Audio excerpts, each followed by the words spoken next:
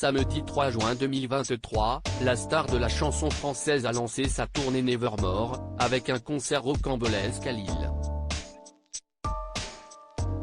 Mais selon son manager et producteur, Thierry Suc, la chanteuse envisagerait de mettre un terme à sa carrière, précise RTL. Zoom.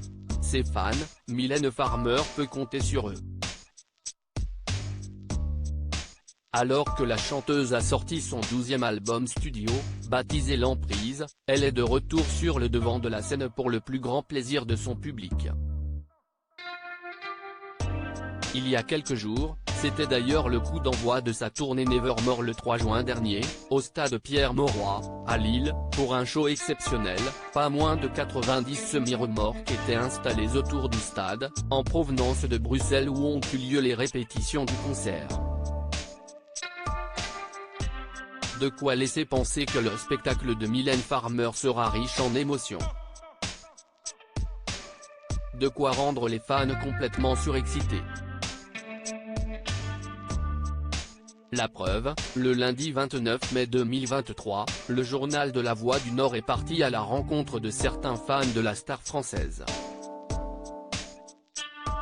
Pour le concert qui a eu lieu le 30 mai dernier, 5 fans ont choisi de camper pendant un mois au pied du stade Pierre-Mauroy, pour être les premiers à se retrouver dans la fosse et voir leur idole de plus près.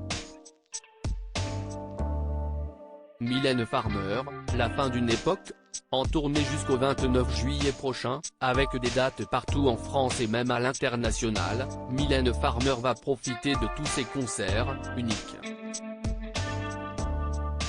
En effet, ces derniers pourraient précéder l'annonce de la fin de sa carrière, si l'on en croit les propos tenus par son producteur et manager, Thierry Suc.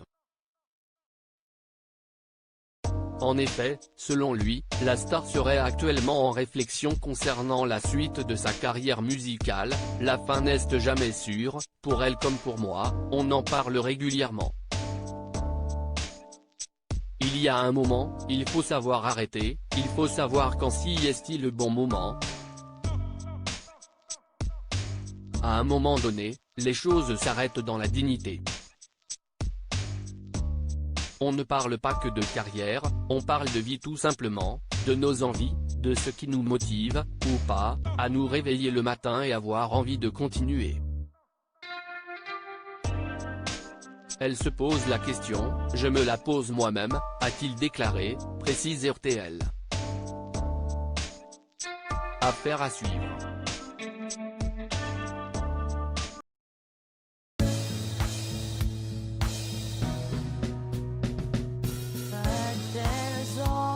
Times through the rough times